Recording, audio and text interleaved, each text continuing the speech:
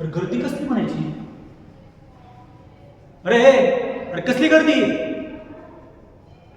अरे गण्या ये, अरे येडा बडा अरे अरे डोक्याचा काय भाग आहे का ना तुला? अरे काय करतोस? अरे अरे चला चला जरा चल. अरे गण्या, अरे भर रस्त्यावर बायको लोकून मारतो बे असं. अरे पांगळा झाला काय डोक्यात तू? अरे झाले सर काय तू चूक भूल माफी करायची रे. मग काय असं रस्त्यावर मारत आणायचं सोय? काय शोध करायला का तुला हे? हा अरे बायको लग्नाची तुझी ती. अरे काय लगा तू पण है?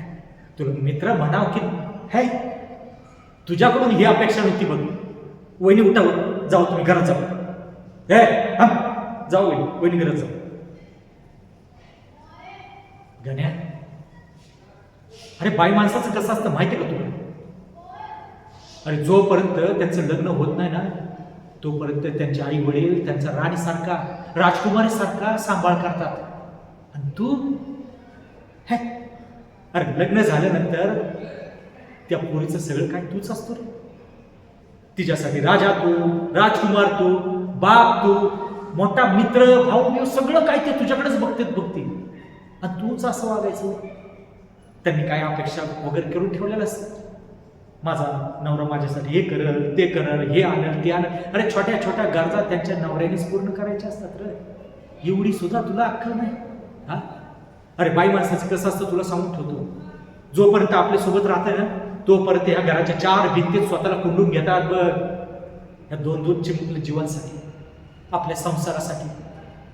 ज्या दिवशी त्यांना कळतं ना की आपला माणूस आता आपल्या बरोबर राहत नाही, आपला विचार करत नाही, त्या दिवशी मात्र ह्या 4 भिंतींना तोडून त्या कधीच निघून गेलेल्या असतात. अरे गावाच्या वेशी बाहेर कधीच निघून गेलेल्या असतात. त्या सोबत असतो फक्त त्यांचा आपल्या सोबतचा सापळा, शरीराचा सापळा. त्यांचा आत्मा गावाविषयी बाहेर कधीच निघून गेलेला असतो. तुला अजूनही सांगतो, बायकोला जप, तिचं मन जप, तिचा असा अत्याचार करू नकोस. मी आज चूक केली रे, तू करू नकोस. हात जोडतो तुला. चल.